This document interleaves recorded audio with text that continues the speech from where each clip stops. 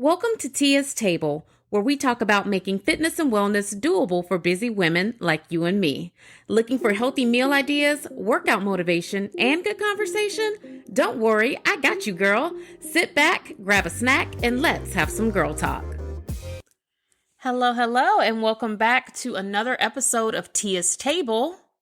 I cannot wait to continue on with our discussion of counting our macros and learning more about our metabolism and how all of this works together for our good. But before we get into Act 2, I think I called it Part 1 last time, but then I realized I missed an opportunity to be in sync with Beyonce, and so now I had to come back and rename it. So this is Act 2.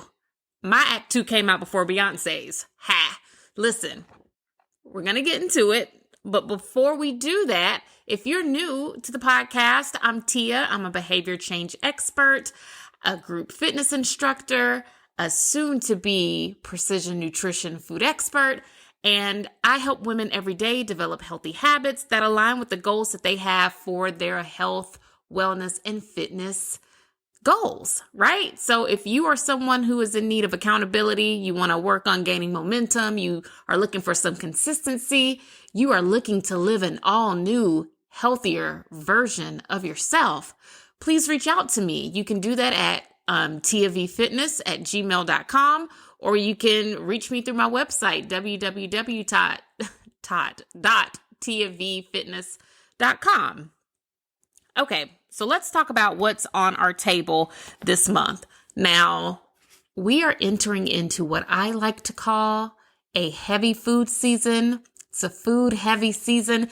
Here come all of the cakes, all of the pies, all of the dinners, all of the parties, all of those small plates, all of those appetizers, all of the dips, all of the spreads, all of the small bites, all of the cocktails, all of the wine, all of the champagne, all of the punch, all of the things that contain lots and lots of added sugar. And they're all so absolutely delicious, and we love them. We love this time of year. You know what? Nothing brings me more joy this time of year than a couple different scenarios. And let's briefly just go right through them all, okay? Nothing makes me happier than driving through Starbucks on a nice, beautiful fall day where the weather is just right. It's like it's a little chilly outside, but it's not cold. So I can wear like my cute new little Sherpa pullover, half zip situation with my gold hoop earrings, and I can drive through Starbucks and get me something real good to drink and perhaps a little something yummy to eat. And I can come home and let's just pretend it's a day where I have nothing to do, which never happens, but let's just, because we're dreaming, right? In my dreams, I come home and I have nothing to do, so I can get under a blanket and I can sit right here on this couch and watch Hallmark Christmas movies all day until those children get out of school. Love that for me. Love a hot beverage. Love a nice, yummy snack. Another scenario would be, oh my goodness, it's such a lovely day outside. I'm going to go out to lunch, or I'm going to meet girlfriends for lunch, and we're going to sit and eat and yum, yum, yum, yum, yum, yum, yum. And then maybe later on that day, I've already been invited to some type of holiday situation. So later on for dinner that night, I'm going to somebody's house for a holiday something, and they've got wine and they've got cheese and they've got little things being passed around on trays, and everything is so lovely and it's so fun and so festive. Right? Then maybe, we just say copy and paste those couple of scenarios over and over again until 2023. But as the holiday season progresses and we get closer and closer to Christmas, the meals get bigger, the party invitations come in, and it's just like you're eating and snacking everywhere you go before you know it. So let's talk about that. That is what we're talking about today at Tia's Table. The things that we potentially might be eating. The holiday season is tough because I think so much of what we identify with that warm, comforting, loving feeling happens to be wrapped up in food, right? So how do you navigate this time of year without completely falling off of all of your goals? You definitely don't want to have any type of regression over the next 2 months. And you kind of want to go into the new year feeling ready to attack whatever your new goals might be, right? My strategy for dealing with this time of year. It's very simple and it's very easy. And girl, you already knew that, because if I'm saying I do it, then you already know it's easy and simple to do, right? So what I try to do, number one, is I try to keep working out and I try to keep my water intake high, right? Those two things, we cannot fall off of the workouts and the water just because it's a busy time of year, right? Because you're going to be out shopping. You're going to be out so much this time of year that the temptation, I think, to drive through like somewhere and get you a nice coffee, or to drive through, or even if you're in the mall. Now, I don't find myself in the mall too often. I don't go there no more. I just order all my stuff online and have them bring it right to me, right? But you know what? But I do miss the nostalgia of the mall. I miss hearing the Christmas music, seeing Christmas decorations, walking through all the stores, smelling the Auntie Annie's pretzels, smelling that really good cookie from that really good cookie place. What is the name of that cookie place? And they have like the crayon colored letters, American Cookie? No, I don't know. I can see it in my mind, but I can't think of the name of the place. But every mall has one. They have cookies and brownies, and like I love it, right? You love seeing this, everything there is to see, and you love smelling all the smells. So I miss the mall, but it helps me to online shop, because if I'm not out bouncing around from place to place, that I'm not out needing snacks and wanting all these things that I see, right? So when you're out and about, try to stay hydrated by carrying your own water. Definitely make sure you keep working out during this time of year. Don't let those things go. And then you want to make sure that you are eating with the new year in mind, right? You want to make sure that you're eating as close as you can with 2023, like at the end of your tunnel. So every time you think about, you know, what you're going to have when you go somewhere, or what you're eating now for lunch or whatever, try to say to yourself, well, I know I might have this social thing later on today, so I'm going to at least still eat on plan for breakfast. I'm not going to fully abandon my whole routine just because it's the holiday season. And you can do that by planning your portions. Now, what do I mean by planning your portions? Well, I mean that not in the same way that I mean it all throughout the rest of the year, right? Normally when we think of planning our portions, we just want to make sure we're eating a portion plate, right? That we're not overdoing it. But this time of year, when I say planning your portions, I mean this. Everywhere you go, I mean, if we're going to be real, everywhere you go this time of year, girl, they got the same stuff. Everybody's going to have pound cake. Everybody's going to have sweet potato pie. Everybody's going to have mac and cheese. Everybody's going to have all of the soul food things, right? Everybody's going to have yummy little meatballs and corn dogs, or the little beanie weenies wrapped in, what is that? Crescent rolls. Because, you know, those are like the fancy. The suburban moms, they do little sausages wrapped in crescent roll dough. And they're really, really good. You dip them in this mustard stuff. They're really good. But, you know, the hors d'oeuvres, the appetizers, the meals, the stuff, the desserts, it's all the same everywhere you go. Now, sure, the quality of said items might be different at different people's parties, right? So when I say plan your portions, I mean, think about where you're going ahead of time and decide what you're going to have when you get there. You do not have to have banana pudding at everything you go to, right? Let's say one of your friends is really known for her apple pie.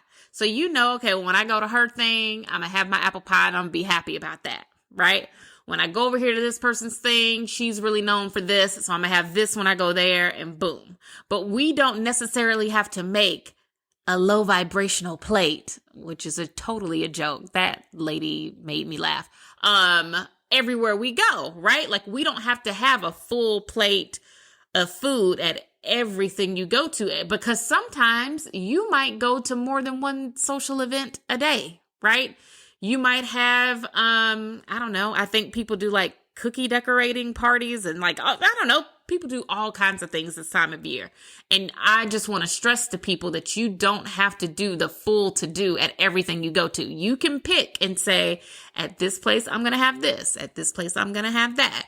This person is known for this, so I'll eat hers. But when I go to so-and-so's thing, a couple days from now, I won't have it because that's not even her best dish. So I'm going to stick to what people are known for, what they're good at. And I'll save those things for those events. You see what I'm saying? So, we don't fill up everywhere we go. You definitely still want to eat before you go. Keep your eating habits the same. I think one thing that really gets to people this time of year is that when you're going to a party or you're going to a dinner or whatever, we tend to say to ourselves, well, oh, I know I'm going to that dinner tonight, so I'm not going to eat lunch. No. What you want to do is you want to still eat your regular breakfast. You want to still eat your regular lunch so that when you get to these places, you're not completely on E. Because when you are already tapped out, you're dressed up, it's festive, drinks start flowing, then you're going to eat. And you would have eaten a lot before you realize like, oh man, I probably should have stopped eating, maybe a couple scoops ago. Because you get a scoop of this, a scoop of that, a pinch of this, let me taste a little bit of that. And before you know it, you have a plate full of things, right? And you find that you're overeating, which would be fine if you were only going to one thing. We splurge at the one event and we're good to go for the whole holiday season. But we already know that's not how it maps out. Now, some people are back in the office. And while I don't necessarily like the idea of office potlucks, let me tell you, when I first got out of school, I worked at the Washington Post. I was 21, 22, somewhere around there. And we used to have office potlucks all the time. And the food was always amazing. 20-something Tia would kill an office potluck. She loved it. 38-year-old Tia is glad she works from home because there's no way I would be, number one, doing an office potluck these days. But then number two, once you start adding that in, now that's your lunch. Now you've kind of have eaten all of these really cheesy and very decadent, like heavy foods for lunch, then you turn around and you might have something like that for dinner. So you have to find the balance and you have to know what your social calendar is. This is pretty much the only time of year when I say to people, you probably want to plan your social calendar, like take a look at that, what it is, what you've been invited to, what you plan to go to, what the vibe is going to be at that place, and then plan your meal plan around that.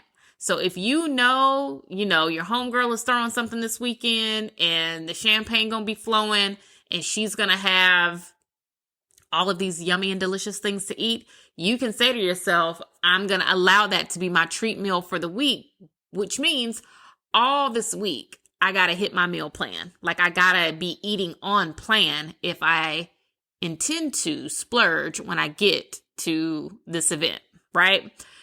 You want to make sure that you know before you go. So before you go to anybody's social event, you say to yourself, what are my food intentions for this event? Or what are my food intentions for today? You set those and then you do your best to try to follow them. Now, if you're like me and you are the person in your family that does a lot of cooking, so now all of that food is at your house, let me try to help you navigate that, right? If you're doing a lot of cooking, of course, that means you're doing a lot of tasting and a lot of sampling because you want that food to hit when other people eat it, right? You want it to be good. And there's really no way around sampling the food as you cook it because that's the only way you can tell if it's good or not, right? So, boom, we've addressed that you cannot skip. However, when it is actually time to eat dinner, you have what you're going to have. You make your plates like regular. Got it. I think when the food is at your house, it's the days and days of the leftovers or just having cakes and pies just at your disposal all the time that tries to take us out, right? So I know I normally make sweet potato pies. I make this very delicious dessert called chewy cake. It is a family recipe and my family loves it. And it's amazing with coffee. It really is. It's really just the best part about this time of year. And then, I might make a pound cake or something like that. And so now, and then I know my family's going to ask me to make banana pudding. So now I have like all these desserts sitting in my house. How do you have the things in here and don't eat them? I think that's what people want to know. And girl, the answer to that is I just don't eat them every day. You know, I'll say to myself, I plan my portions just the same way I would if I was going to a social event outside of my house, right? So let's say I make dessert on Monday, right?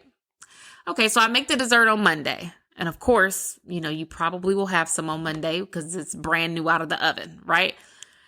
Tuesday, I might say, no, let me not do the cake and the pie today because I just had cake and pie yesterday.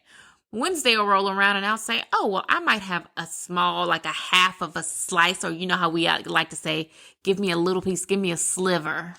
And I might have a little sliver with some coffee or something like that, right? Then Thursday, I might say, you know, I really don't need cake and pie today. Now, Friday, if dessert is still here on Friday, because I live with 4 other people, and if dessert is still here on Friday, whatever is left over, depending on what it is, like if it's cake, if it's pound cake, I will either freeze it or depending on how much is left, and this is just between me and you, girl, I will throw it away if it is still left. And I mean, it would have to be like 1 or 2 pieces left. And I'll ask my family first. I'll be like, hey, there's 1 slice of such and such left. Is anybody going to eat this? Because by the end of the week, all of us are like burnt out. We're like, oh, girl, no, I can't eat another thing.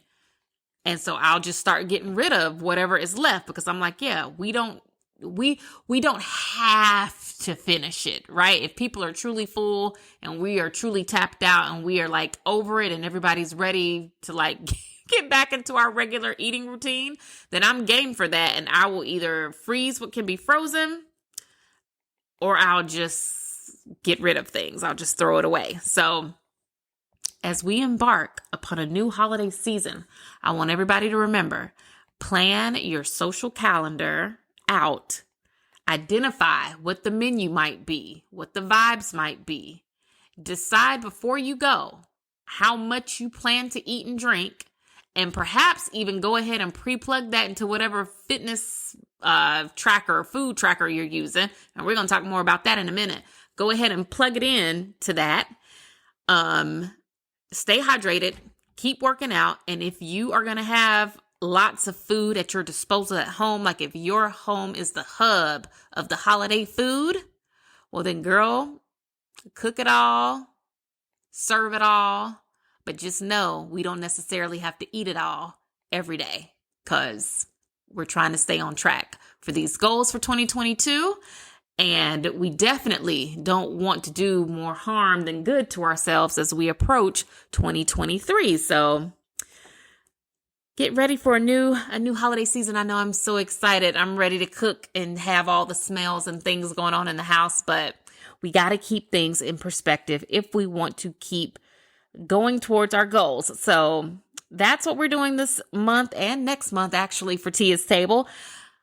Now let's get into Act 2 of our conversation on macros and metabolism. Okay, so last time we talked about I just basically how to get started with like having your body composition test done, where you can go for that, what the results mean, and all of that. Okay, so now you have that, right? And if you don't have that, that's okay. I'm going to actually tell you how you can kind of DIY it here in a minute. So you have those results, right?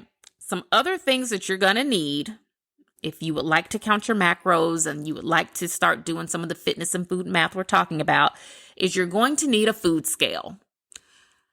And initially, I really didn't think that was important because I was using measuring cups. Like I have a chart on my refrigerator that converts everything from like cups to ounces. So for example, if something says, oh, this is 4 ounces, I can look on that chart and say, okay, well then I need like a half of a cup or a third of a cup or whatever to give myself a 4-ounce serving, right? So those charts like that come in handy too. If you don't have one of those just for cooking in general, they are super, super helpful. But I found that maybe that wasn't as accurate as I would need it to be, or something about what was happening like with my own numbers and my plates made me feel like, oh, I should just go ahead and order a food scale. So I went on Amazon. I got a food scale, girl. It was only $10. It was here the next day. And I'm about to start using it pretty much whenever I'm making my own food. And let me tell you why. I was making salmon in the air fryer. Of course I was. Of course I was making salmon in the air fryer. And my scale had just been delivered maybe the day before, I think. And I was like, you know what? The back of these packages always say that the salmon is like a 4-ounce serving. Let me weigh this piece of salmon and see if that's accurate. Because I'm basing what I put into my food app on what I see on the back of this food label. And if that's not accurate, like I need to know, because of course, if this piece of salmon is larger than what they say it is, which the back of the bag, the label says that each piece is a 4-ounce serving. If this salmon is bigger than 4 ounces, well, then that means I'm missing out on macros and calories, right? My numbers should be higher because this is a bigger piece of salmon than what the label says, right? So I go and I weigh the first piece of salmon and it's literally 5.5 ounces. And I'm like, okay, well, maybe this one is just, maybe this one was just big and it was off. No, girl, I weighed every single piece of salmon that came in that bag and not one of them was 4 ounces. Not only was it not 4 ounces, but they were all well over 5. Which means that this whole time I've been plugging into the app saying like, oh yeah, I ate a 4-ounce piece of salmon, when really I've been eating like somewhere between 5.5 to 6 ounces of salmon. And that's a big difference when you start counting your macros and you see those rings start to close for your proteins, your carbs, and your fats. You don't want that. Like if you put in your meal plan 4 ounces, you really don't want to eat 5.5, even though you could. You probably have the appetite to do it. But based on what's going on your meal plan, you want to make sure that whatever you've like planned for yourself is exactly what you're eating. So you definitely want to get a food scale. They're very inexpensive. You can get them literally anywhere. And that'll be a good start for measuring your portions and being able to double check them before plugging them into your app, which means that you want to use a food app. We've talked about that before. I use LifeSum and I use MyFitnessPal. Why am I using 2? Well, that's because I first started using LifeSum and one of my ladies was using MyFitnessPal. And we were having a conversation about the accuracy of it all. And I was like, well, you know what? I'm going to just use both to see which one I feel is more accurate. And even though MyFitnessPal is more expensive, you know what, girl? You get what you pay for. You get what you pay for. MyFitnessPal is more expensive because it's more accurate. Because they already have so many of the things you eat already plugged in there. You're not looking for foods. You're not adding things. It's less work. Now, is the MyFitnessPal app pretty? No. Do I like the way it functions and the user friendliness of it all? No, I don't. I feel like the app itself could have a better design. But I'm no one's app developer. So, like, what do I know? I just know I prefer the way LifeSum looks. And if you could bring both of those together, that to me would be the perfect app. But I recommend people using MyFitnessPal or LifeSum, or there's another app called Lose It. Girl, they all do the same thing. Once you know your numbers and you know your macros and your calories, plug that into the app and then log your food every day and it'll show you if you're hitting those macros and staying under your calories or hitting your calorie count every day, which means you're going to need to know your calorie number. You're going to need to know how many calories your body is burning every day.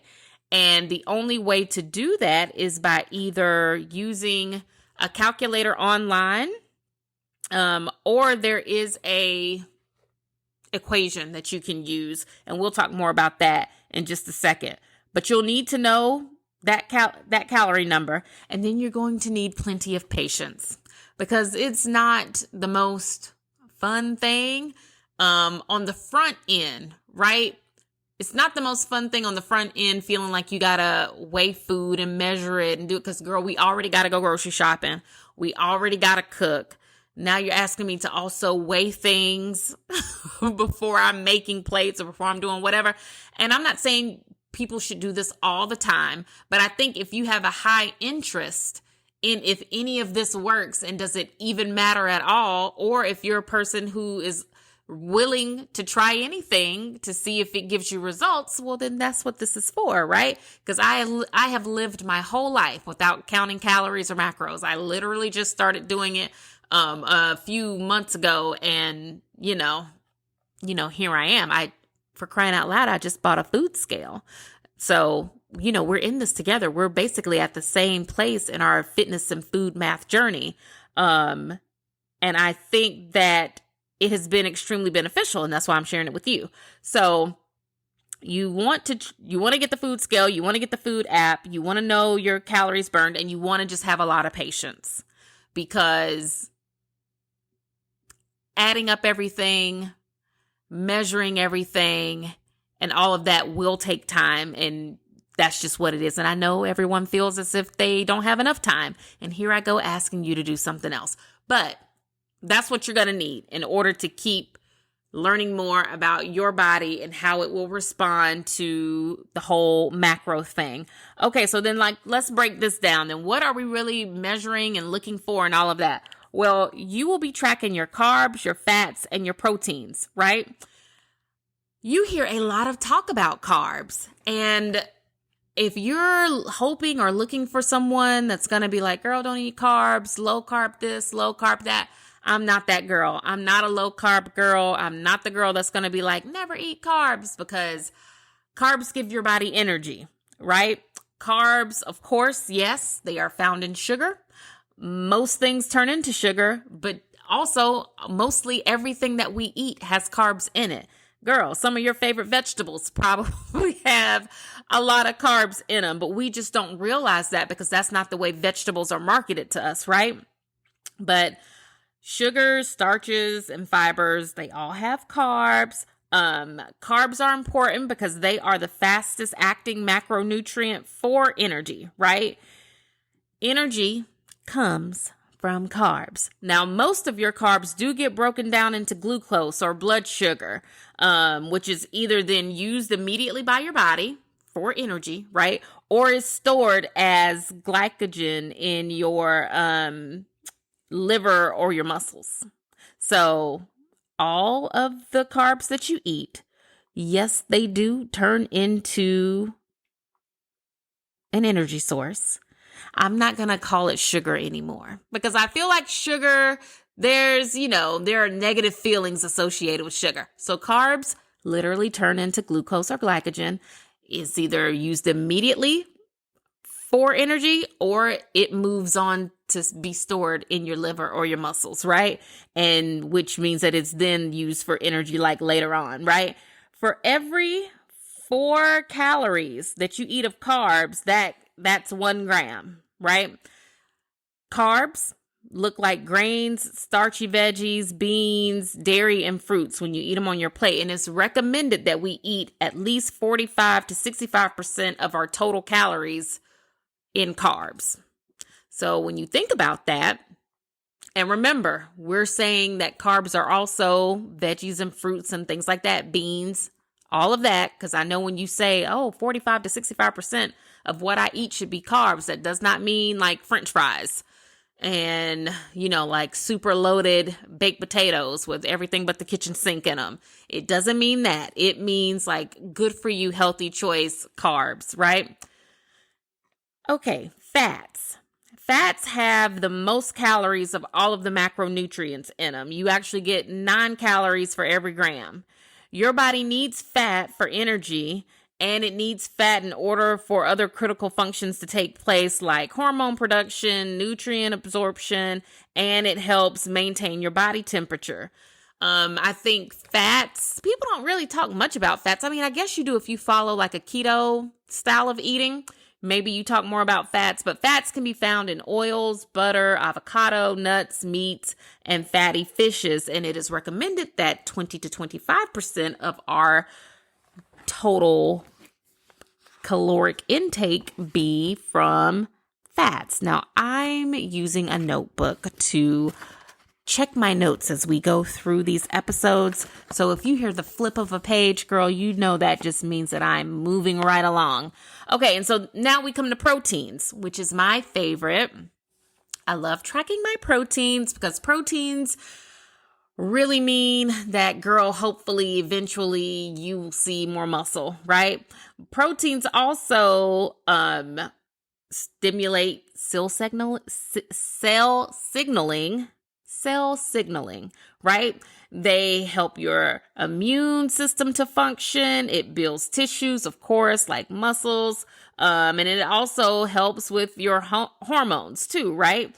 Some of the protein-rich foods that we already know about are eggs, poultry, fish, tofu, and lentils. And it is recommended that 10 to 35% of your caloric intake be in protein. But that's kind of going to be different for everybody, depending on what your body composition goals are. So, of course, if you are someone who wants to be very, very muscular and you want that muscular physique to show, then you probably will be eating way more protein than somebody who doesn't wish to have that same body composition, right? And then some other factors can go into that too, like your age and your health. Like, are you a person that can even process eating high amounts of protein? Which is why we should always check with doctors and nutritionists and all of that if we plan to change how we eat very dramatically, just to make sure we're doing it in a way that our bodies can even tolerate. But once you get all of your, your things in order, you got your food scale and all of your things, you want to come up with what your daily calorie number is going to be, right? Because you need that number before you can figure out what your macros are. In order to get that number, like we said before, you can either use an online calculator, which there are so many of them if you type that into Google, or you can use the MSJ equation, which I'll put it in the newsletter, or it's going to be in the newsletter. So like the next email, or it'll be in the email that came out as the same day as this episode, girl. So check your inbox if you want to do the math yourself. So once you find out what that number is, then you just pick your percentages, right? Carbs are anywhere from 45 to 65%.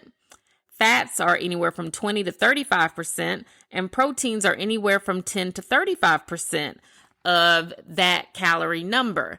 Just keep in mind that all of your percentages for your macronutrients, they should add up to 100. Most apps won't even let you submit or close out the startup process until your percentages equal 100, but just keep that in mind.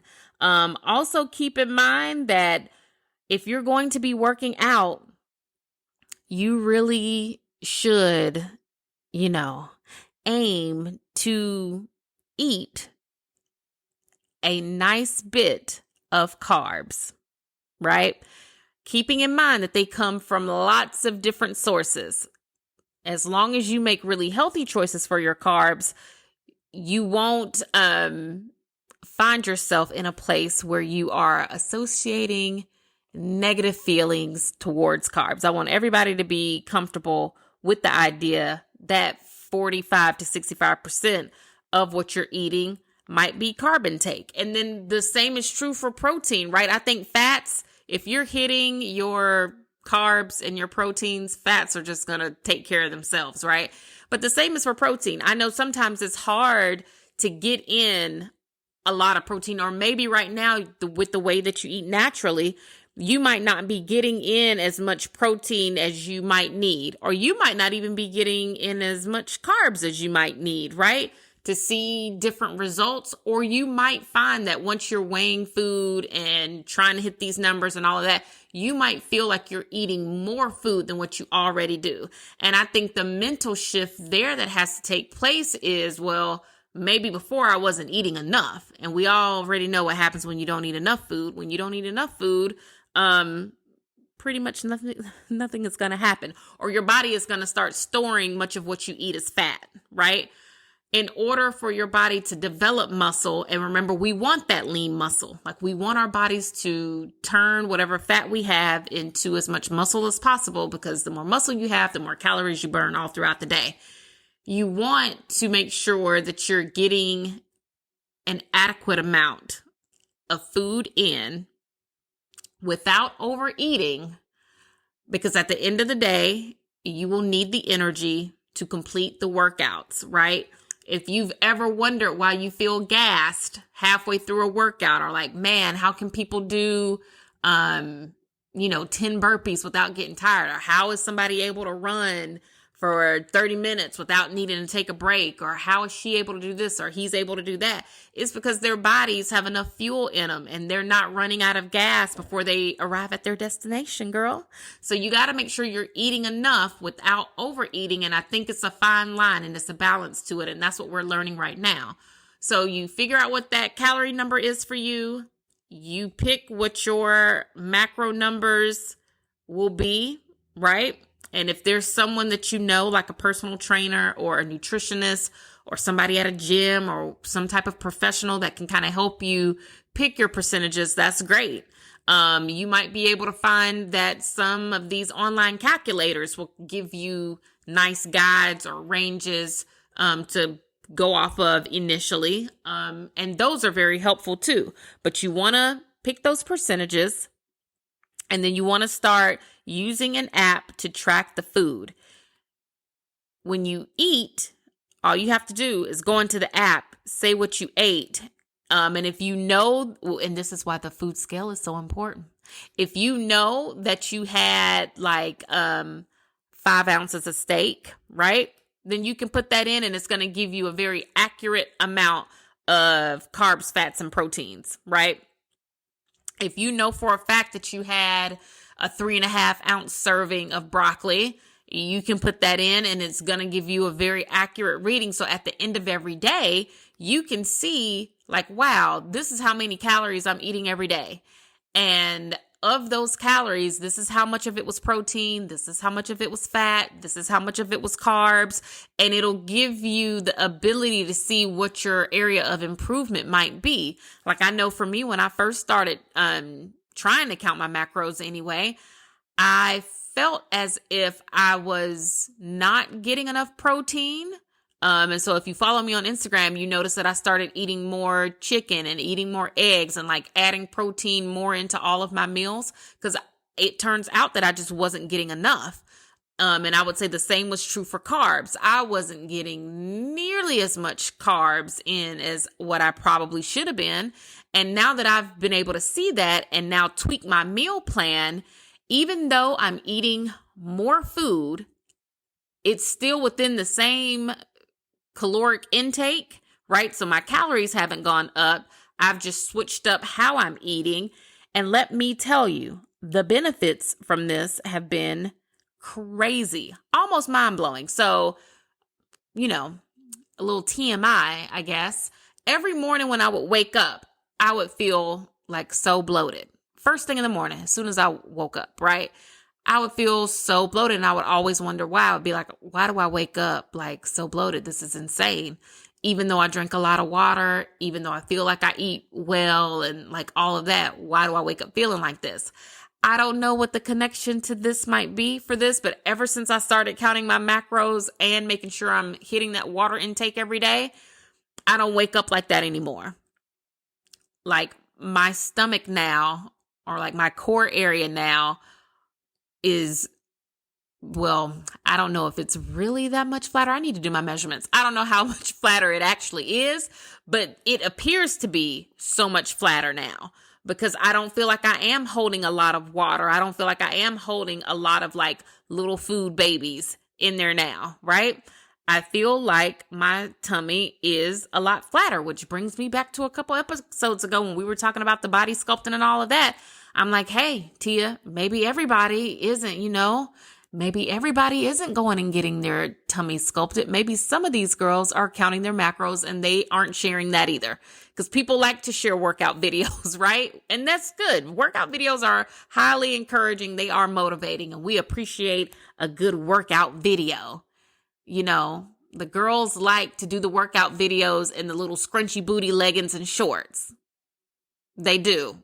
And they put them up there and we love them for it. However, a lot of people don't show how they're eating or like their meal plan. They might show you a plate, but they're not sitting up there talking about how many macros each thing is and how much anything. They're not giving us the details of what we really need to know to mimic what they're doing. But now that I've been like taking a closer look at macros and following that, I'm like, oh yeah, some of these girls are doing this, and that is how they're keeping their tummy small.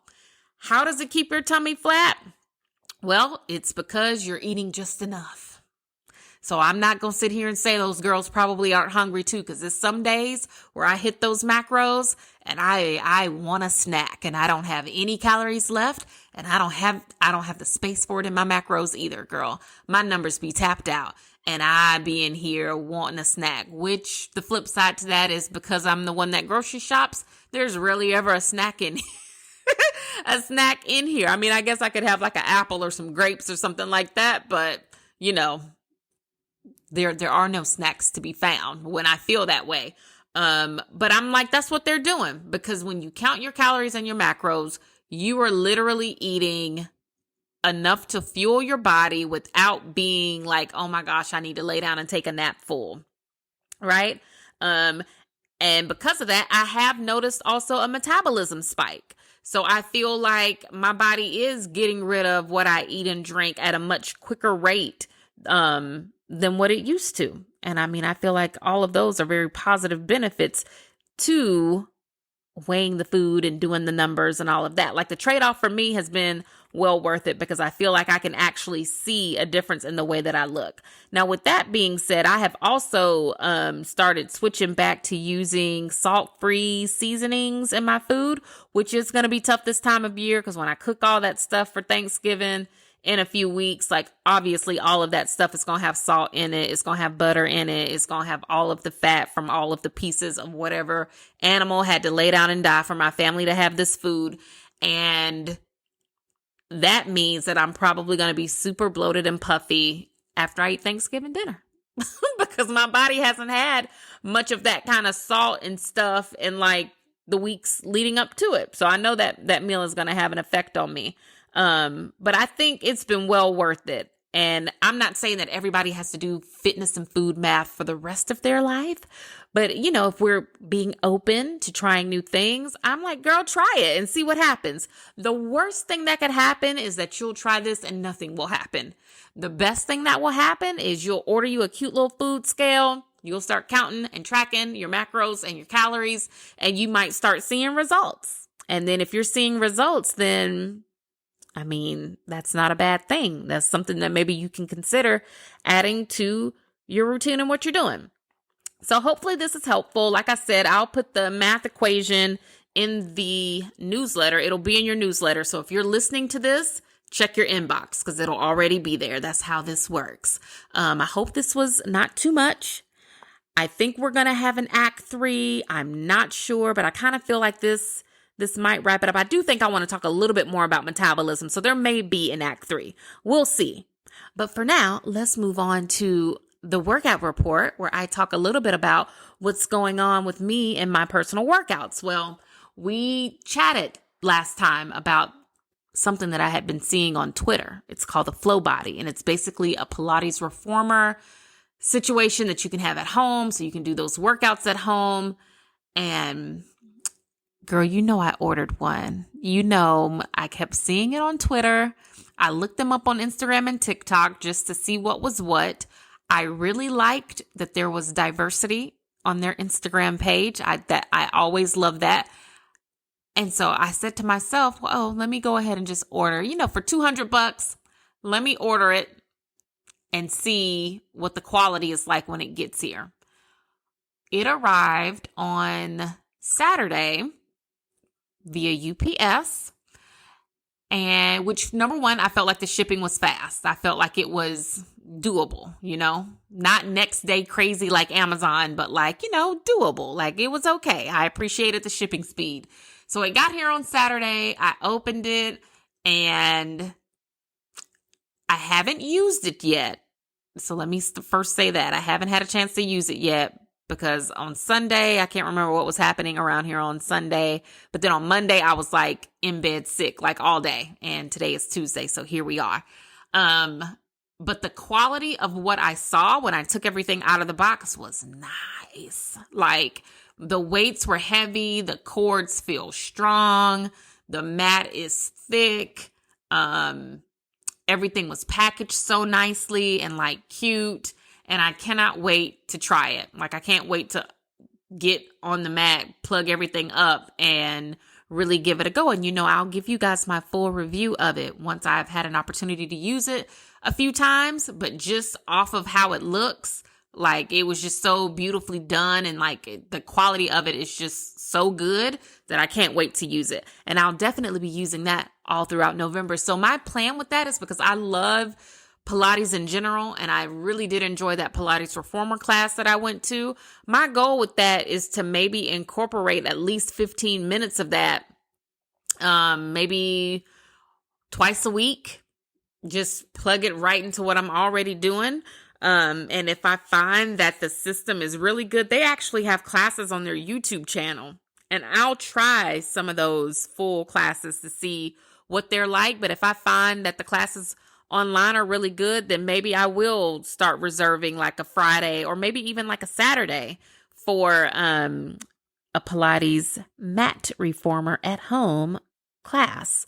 I'm very excited to try that. Something else I want to do in November is focus more on push-ups. I have a love-hate relationship with push-ups as well as mountain climbers. Neither one of those are like my most favorite thing to do. I would rather hold a plank for 5 minutes than to do push-ups or mountain climbers, right? I would rather have to do 10 burpees at the top of every hour than to do push-ups and mountain climbers. I don't know what it is about either one of those, but I don't like them. But through everything that I've learned this past month, it would probably benefit me to do some push-ups, right? Based on what I learned on my body composition test, actually, I learned that I should be doing more like push-pull workouts. And one of the exercises that the trainer that went over everything with me said, he was like, yeah, you could just do push-ups at home and that would like help you. And I was like, okay, duly noted. And I took that little note back into the back of my mind, preparing for November, because I knew in October we were doing the squats and the steps. And now that that's over, we were welcoming in a new month, right? And with the new month comes a new challenge, or like a new goal. And so my goal for the month of November is to at least do 10 push-ups a day, right? I'll start with 10 and see if by the end of the month I can do more than that. But I'm going to start with 10. And what I really need to do is time myself. I need to time myself and see how long it takes me to do 10 push-ups. And then maybe that's the goal, is to see how many I can do within like 30 seconds or something. I would say a minute, but 30 seconds is going to be a good place for me to start. Because, girl, when I mean to say I don't like doing push-ups, I don't like doing them. But that's my goal for November, is to do 10 push-ups every day. And then I'll time it to see how long it takes me to do 10. And if I find that I can do 10 in less than 30 seconds, then I will keep going until the 30-second minute mark or the 30-second mark has been met. I'm also going to get back on my bike. I said that in October, that in November I would get back on my bike. So I'm definitely going to get back on the bike, even if it's just to warm up or cool down before or after a workout. Because I did a ride recently, like last week, I think it was, I did a ride with Alex, who is also coming to the treadmill. I'm so very excited about that. But I did a ride with Alex and it was hard. I'm like, the bike and running are two different animals. Like, I can run all day, but girl, biking with the resistance, it's like, what do you want from my legs? What do you want them to do? They're giving you all that they have, and you are asking them to do more. And that does not please me or my spirits. But my goal is like to get back on the bike, if it's at least just to at least warm up or cool down. because I've been on that treadmill, making it earn its spot in the house, number one, but then also making it earn its price tag. And then, of course, I'm back in the gym. Now, let me talk to you about the gym. I had a not so good gym experience the last time I was in there, so I had to give the gym a couple days to just give me some space. There are 2 different gym locations, and I thought about this after my not so good experience the last time I went. There are 2 different locations. The location that I'm going to was never my gym. I was always going to the other location, which is still like under renovation or something like that from the pandemic. Because like I've mentioned before, my gym was bought by a new management company, and I think they're switching things out, like renovating, sprucing up, making all things better in their opinion. And so the other location, which is mine, hasn't opened yet. And I think once that other location opens, I'll feel better about going, because it'll be the gym that I know. Well, it won't be the gym that I knew, but it'll be the location that I know. I'm hoping it'll be the same staff or much of the same staff. I hope. It's closer to my house. I don't have to worry about traffic and the trains and any of that. And I feel like I'll have a better experience at the gym that I knew and loved so very much. So I'm going to be back in the gym at least once a week. So we'll have Pilates on our new reformer twice a week. We'll have the gym once a week. I'm going to keep going with my cardio, but I won't be doing as much cardio. I'm going to really focus on like strength training, weight training, lifting heavier, and all of that in the month of November. And I'm very excited about it. Oh, I'm also the assistant coach for my child's basketball team. And I don't know what that entails. I have no idea. I don't know how much running I'll have to do, like running up and down a court, wrangling children. I don't know. I have literally no idea what it takes to be a basketball coach for 6-year-olds, but I will be out there doing that. So please believe I will be starting my fitness watch for those practices until I get a better feel for what it is I'll actually be doing. And then lastly, because I'm the assistant coach for this basketball team, I also got the opportunity to meet and talk to some of the people that work in Parks and Rec here, like in the town where I live. And I might be looking into a situation where I'm teaching classes for the county. I'm going to look into it and see how I feel. I got to do a vibe check. And I basically make all of my business decisions off of vibe checks, to be quite honest with you. If the energy doesn't feel right around something, then I don't do it. But the energy I got from it today seemed very calm and peaceful. So I'm like, okay, let me look into it. Let me do some reading up on what would be expected of me, what the terms and conditions are, all of that. And, I might go for that in 2023. We'll see, because I would like to start teaching again. It's just got to be the right situation. So I'm looking into that. So that would be fun. And for crying out loud, the majority of my workouts used to come from my own classes. And I would just like for that to be the case again here at some point, even if it's on a smaller scale. Okay, so let's get into some of the random but yet relatable topics that maybe we are all talking about or maybe not. I watched From Scratch on Netflix yesterday while I was in the bed sick. And it wasn't the first time I tried to watch From Scratch. I started it like several days ago, but just couldn't get into it because I kept waiting for it to pick up. Like I was like, oh, when is this going to pick up? When is it going to get exciting? Like, what's happening? And so I spoke to a friend about it, and she told me like, oh, Tia, it doesn't pick up, girl. Like, it's not one of those shows. Like, it's not going to ever give you a rush of anything until you start getting towards the end of it. And then it's just super emotional, but it's like nothing exciting about it. It's not a fast-paced show. It's just kind of is what it is, but you should watch it. And I'm like, okay, well, I'll give it another try. because I'm laying here and there's truly nothing else, on any of these streaming apps that's speaking to me.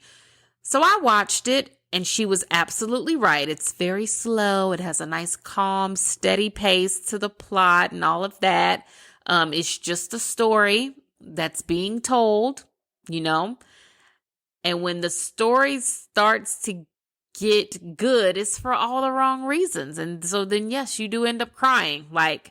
And so not only did I not feel good, but now I'm laying here crying, and I was just like, gee whiz, this is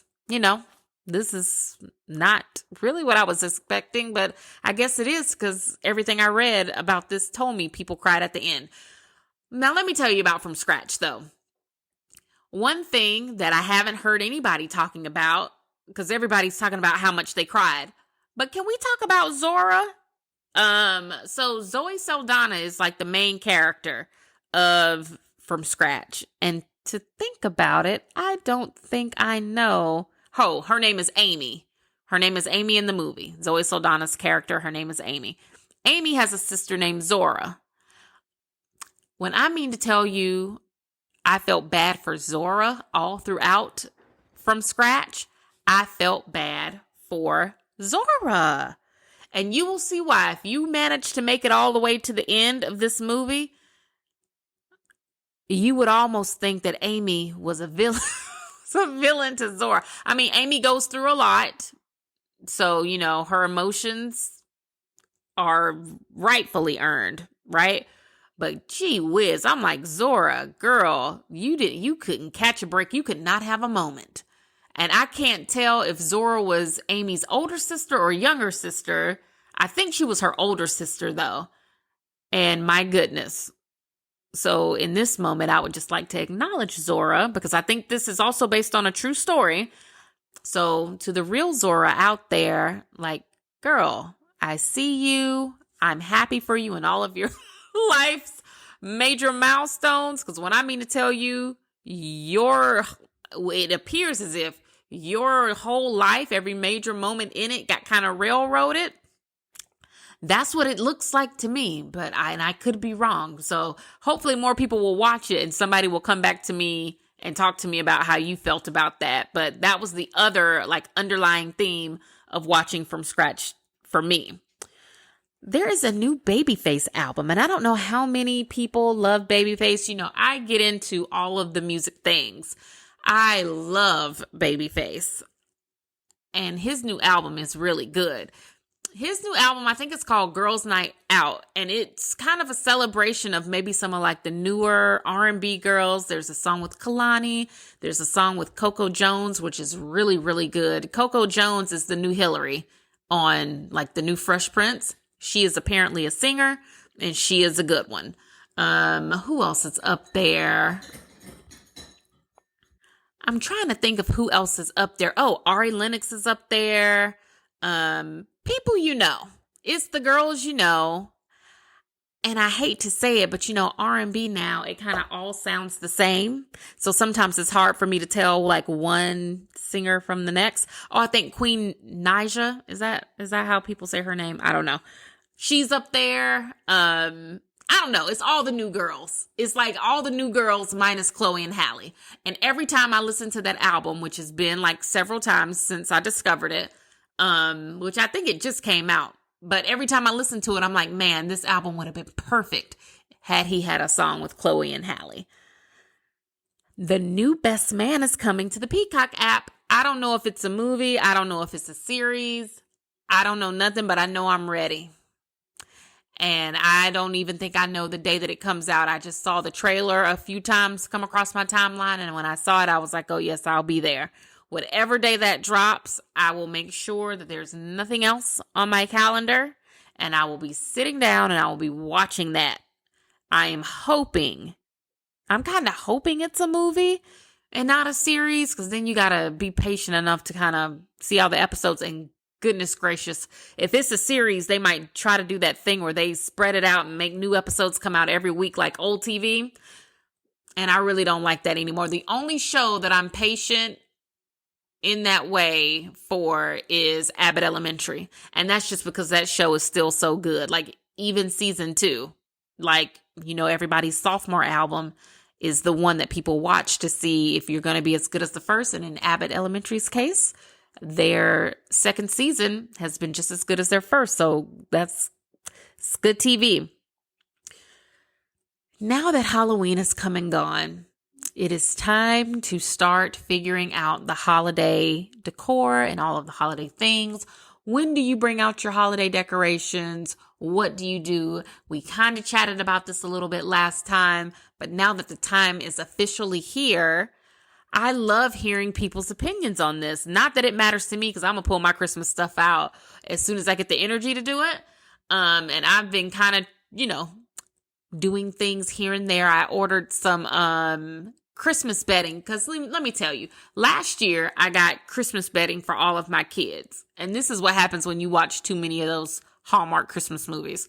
I was like, ooh, I should get them like Christmas sheets and Christmas bedding so that when they go to bed at night, they're tucked in, they all have their little Christmas trees, and now they'll have their little Christmas sheets and their Christmas comforters. So I did that for them last year. But then when I would go into my room, it would still be the same bedding, and it was kind of like womp womp. Right?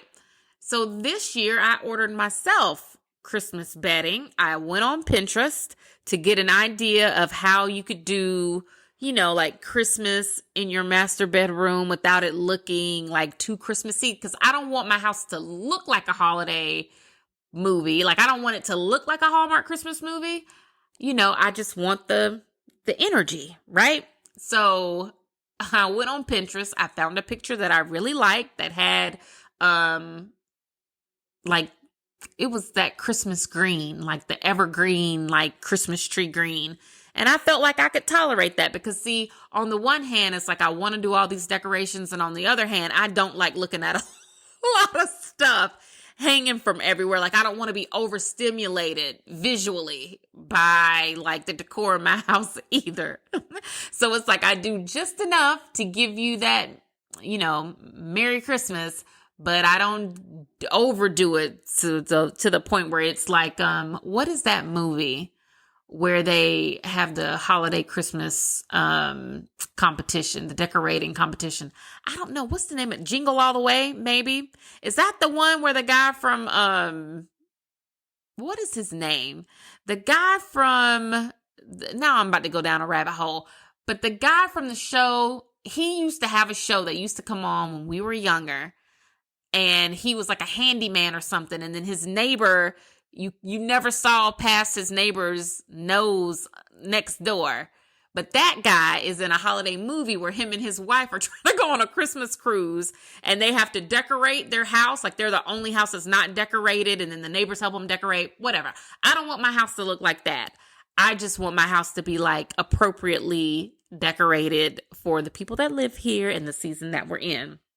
But I ordered myself some bedding. I haven't put it on the bed yet. I also picked up some garland for my headboard. And I did put that up just to measure it, just to make sure it was long enough, but I haven't like fluffed it or anything like that. But now that it's November, I might make some time to go up there and fluff it out. And I'll definitely start going ahead and changing out. I'll go ahead and start changing out everybody's bedding maybe towards the end of this week. I don't know. My baby's birthday is also this weekend. And so sometimes I like to try to wait until his birthday is over before I start like doing all the Christmas stuff. So we'll see. We will see. I tried the Lululemon leggings, and I have to say that they are worth everything. If I haven't already mentioned that, I kind of feel like I did, but I couldn't find that in any of my previous notes. I tried the Lululemon leggings, and y'all, they're good. They stay put. They do what they're supposed to do. The ones that I have a hidden drawstring in them, so you're also able to like tighten the waist or like make the waist fit you. And I'm really hating that while I was in the moment to splurge, I only bought one pair. Because now I just have to keep washing and re-wearing that same pair over and over again. And I really hate that. So for Christmas this year, when people ask me what I want, I will be telling them, you can get me a Lululemon gift card so I can go ahead and stock up on those leggings and get rid of some of the leggings that be slipping and sliding all over the place. And then lastly, another thing that I just kind of found that I ordered online and took a chance on because it was on sale was this Sherpa jacket from Old Navy. When it came, the color was perfect. It's like this neutral purple. It's like a purple earth color. That is just rubber, and it's not just me. It is not just me that feels that this little jacket was cute, because when I wore it on Sunday to go run errands, that's what happened to me that Sunday. When I was trying to figure out where I was on Sunday, I was out running errands, grocery shopping. But when I was out at like Target and Kroger on Sunday, I got stopped more than once about that jacket. And the young girl that stopped me in Target about it, when I told her that I had gotten it from Old Navy, she couldn't believe it. She said, Old Navy did that. And I said, yes, niece. Yes, sweetheart. Old Navy. Old Navy did this. And I don't know if Old Navy has it in the store, but I ordered mine online and it was on sale. It was only like $30 and it came in the mail and it's cute. The color is purple, like that pretty purple that's kind of like an earth tone, but then it's got this rose gold like zipper for the half zip, and it's great. Like, I'm so in love with it. So if you happen to see that while you're in Old Navy or online at Old Navy, girl, grab you one, because it was also very warm. Like, it kept me so warm. And the woman that stopped me in Kroger actually told me I look cozy. She was like, oh my gosh, you look so cute and cozy. And I was like, oh, thanks. It's my new Old Navy Sherpa. No one's paying me to say that, by the way, but it's true. It was cute and it's cozy. I love this time of year. And I think that wraps up today's episode. Look at me calling on time. I love that. I love it when we can bounce back and get things back on track after them not being on track. I love that for us. Remember, when you're out, compliment some woman. Tell them their cute Sherpa jacket makes them look cute and cozy. Don't compete, don't compare, don't complain. What God has for you is for you, and never knock another woman's hustle. Be sure to rate and review this episode if you haven't already done so. And girl, give me all the 5s, okay? If you're going to give me lower than a 4, then girl, you just slide into my DMs and give me your feedback and tell me how I could be making this better, right? You can email me at tiavfitness@gmail.com. Be sure to visit the website. Stay tuned for the 2023 announcement for my next online group coaching program. You know, the ladies that did it this fall, they have graduated. Pounds and inches were lost. New habits were developed. I'm so excited for them. So proud of them. If you are one of those ladies and you're listening to this, I commend you. Thank you for being a part of the very first group. And I can't wait to have a whole new set of ladies in 2023. I think that's going to wrap it up for us. I got to go get my kids from school and I've got to go put this dog in his crate because he's doing something crazy behind me. I love you, girl. I'll talk to you next time. Bye.